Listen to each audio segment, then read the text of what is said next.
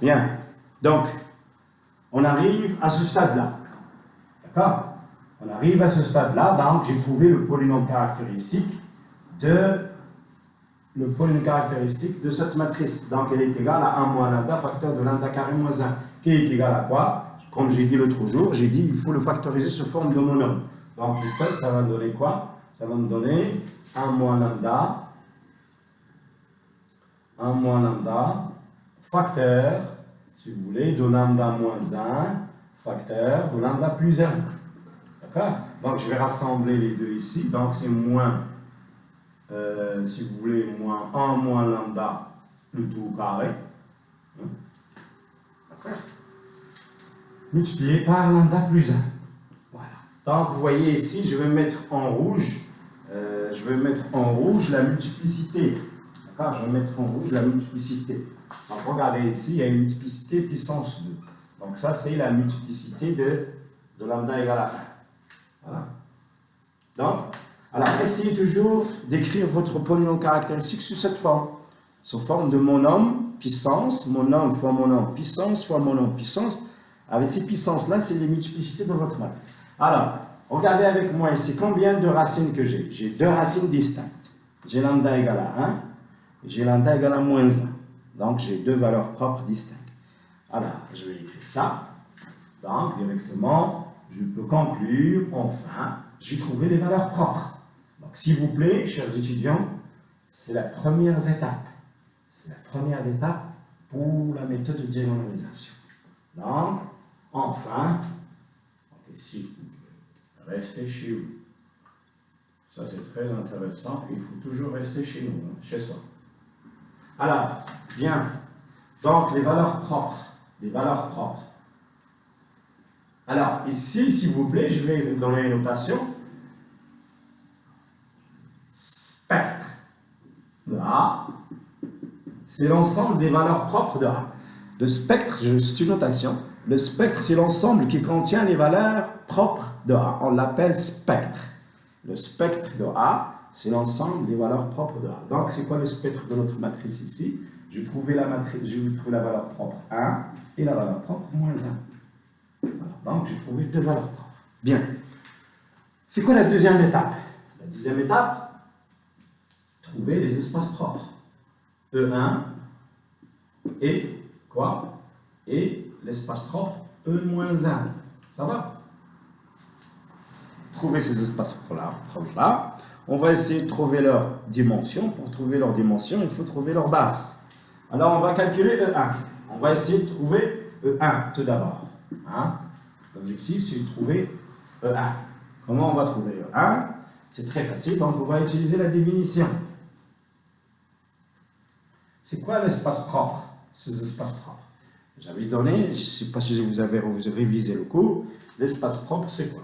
E1, ça veut dire la valeur propre. E1, c'est l'ensemble des vecteurs x ou bien vecteurs u. Alors ici, puisqu'on travaille, dans quelle dimension ici? On travaille dans la dimension 3. D'accord? C'est bien ça? La dimension 3. Donc, x, y, z, tel que AU égale lambda U. C'est quoi lambda? Lambda, c'est la valeur propre 1 fois, égale à 1 fois U. Donc, je vais résoudre le système. Je vais trouver les U. C'est trouver l'ensemble E, ça revient à trouver tous les vecteurs U. D'accord? Il faut l'expliciter. Donc, AU égale à 1 fois U, ça veut dire quoi? Ça, c'est équivalent à dire directement. Alors, la matrice A, vous l'avez ici, votre matrice. C'est la matrice 1, 0. Donc, c'est AU, si vous voulez. Donc, je vais écrire A. Donc, on a la matrice. C'est 0, 0, 1, 0, 1, 0. Et 1, 0, 0. Ça, c'est votre matrice. A, U, X, Y, Z égale à 1 fois égale à X, Y, Z. Voilà, X, Y, Z. Voilà. Donc, ça, c'est équivalent à dire quoi? C'est équivalent, ça revient à quoi? À résoudre le système, à trouver à trouver, si vous voulez, voilà, trouver ça. Donc, ça revient à écrire, alors, Y, alors, plutôt Z, c'est ça? Z égale X.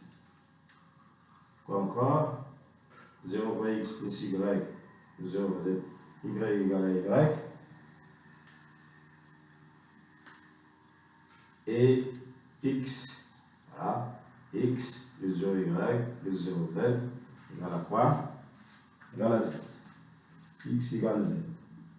D'accord? Donc regardez, j'essaie de traduire l'écriture matricielle sous forme du système. Donc regardez, ça veut dire quoi? 0 fois X plus 0 fois Y plus 1 fois Z égale à X. Voilà, Z égale à X.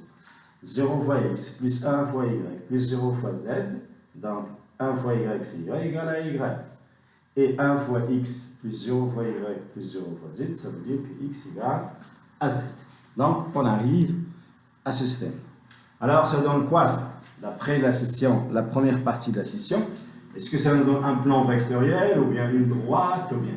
Alors, je peux dire directement que ici, c'est l'ensemble. Donc, je peux écrire, voilà, je peux effacer ici. Comment on faisait, hein? Comment on faisait lors de la première partie de la session? Donc, je peux écrire que le sous-espace propre E1, c'est l'ensemble des couples, ou bien des triplés de la forme. Ben, je remplace X, Y, je le laisse à sa place, et Z, je le remplace par X. D'accord? Donc, combien il me reste ici de variables? 2. Donc, ça va être un espace de dimension 2, avec X, Y appartient à R. Vous vous rappelez ce qu'on faisait? Donc, je peux dire que 1 est engendré par quoi? Par, si tu veux, c'est l'espace, l'ensemble du couple de la forme est engendré par x1, 0, si vous voulez, 1 plus y, 0, 1, 0. D'accord? Vous vous rappelez de ça? Bien, ça on l'a vu. Donc, regardez, j'ai trouvé l'espace propre E1. C'est l'ensemble des x, y, x. X, Y, X. Ça veut dire qu'il est engendré par deux vecteurs, puisqu'il y a deux variables. Vous vous rappelez de ça? Donc, il est engendré par le vecteur. Donc, il est égal à quoi? Avec de quoi? De vecteurs 1, 0, 1 et le vecteur 0, 1, 0. Hein? Bien. Donc, alors 1, 0, 1 et 0, 1, 0, ils sont libres. C'est des vecteurs qui sont libres. D'accord? Puisqu'ils sont libres, donc c'est une base. Donc c'est une base de l'espace E1. Donc je peux écrire ici, voilà. Donc maintenant je commence à trouver.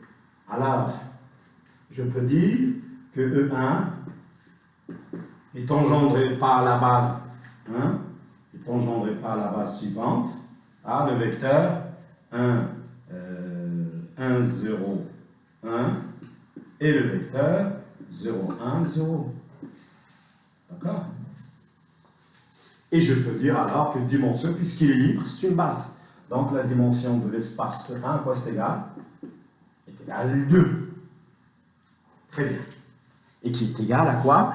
À la multiplicité. Vous vous rappelez de lorsque j'avais écrit le polynôme, qui est égal à la multiplicité, qui est égal à la multiplicité, bien sûr, qui est égal à la multiplicité de la valeur propre, donc qui est égale à la multiplicité, qui est égale à la multiplicité de la valeur propre, lambda égale à 1. Je l'appelle M1, c'est égal à la multiplicité. Donc, ça marche bien pour E1. Pour E1, ça marche bien. Je vais trouver la dimension, est égale à 2. La multiplicité, à quoi c'est égal? 2. La dimension égale à la multiplicité. Donc, ça va très bien. Il va nous rester maintenant l'espace propre associé à la valeur propre moins 1. Hein? L'espace propre associé à la valeur propre moins 1. On va faire la même chose. Le même travail. D'accord? On va faire le même travail pour l'espace associé à la valeur propre moins 1. On va faire le même travail. Alors, E moins 1. Comment on va calculer? Donc ça, c'est fini, ça. Hein, c'est fini. E moins 1 est égal à l'ensemble des vecteurs x, y, z, des vecteurs u, tels que AU égale lambda fois u. C'est quoi lambda? C'est moins 1, donc c'est moins u. Égal à moins u. Voilà. Vous résolvez de la même façon le système. Hein? Donc, qu'est-ce qu'on va voir? On va voir presque le même système. Il est équivalent à dire que tout à l'heure que z égale moins x, y, ça va être égal à y, et plutôt, puisque c'est y égale à moins y, moins, c'est ça, moins y, et z égale à moins x. Vous savez d'où ça vient ça. Alors je vais éclaircir les choses. Je ne vais pas brûler les étapes, d'accord? Alors, on va résoudre le système. De la même façon, on va écrire AU égale moins. Qu'est-ce que ça veut dire ça? D'accord? Alors je vais couper encore la vidéo.